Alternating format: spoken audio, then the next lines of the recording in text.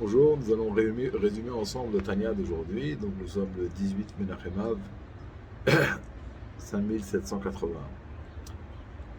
Le Harizal dit qu'il y a deux sortes de Neshamot dans le monde. Il y a les Neshamot, qui sont les Neshamot des sages, qui étudient la Torah. Alors bien sûr, c'était une évidence qui pratiquent également les mitzvot, et qui donnent également la tzedaka. Comme nous avons dit, celui qui dit qu'il n'a que la Torah, même la Torah, il ne l'a pas.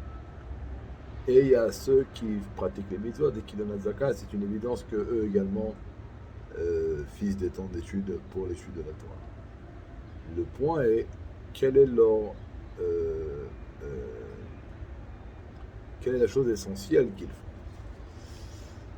Maintenant, on va comprendre quelle est la différence entre les Talmidei Chachamim, les sages qui étudient la Torah, et ceux qui pratiquent les mitzvot, et particulièrement ceux qui sont occupés à donner la tzedaka.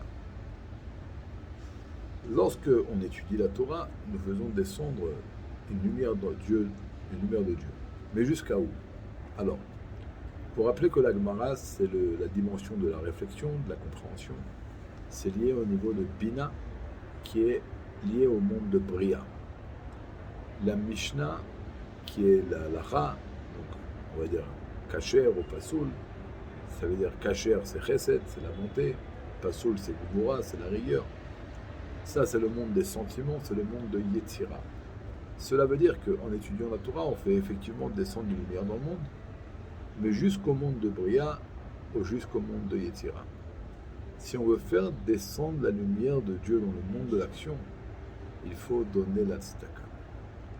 Et maintenant, on va comprendre pourquoi la tzedaka est appelée l'action de la tzedaka, le ma'aseh tzedaka, car c'est la mitzvah qui a la particularité, la force, la spécificité de faire descendre la lumière de Dieu dans le monde de l'action.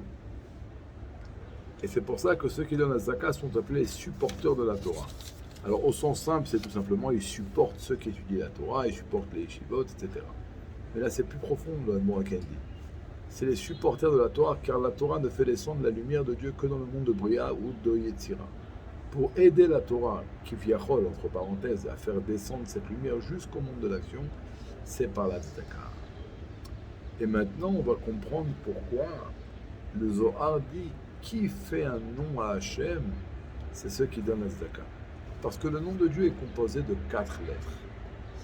La Yud, c'est la lumière de Dieu qui passe par la Torah, par la sphère de la Chokhmah.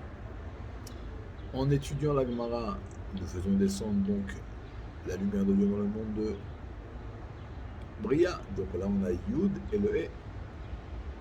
Il nous manque le Vav et le E à la fin. Alors en étudiant la Mishnah, nous faisons descendre la lumière de Dieu dans le Vav.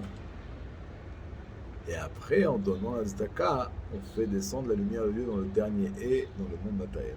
Cela veut dire que sans la tzedaka, le nom de Dieu ne serait pas entier. Parce que nous ferions descendre la lumière de Dieu seulement dans le Yud et le E et le Vav.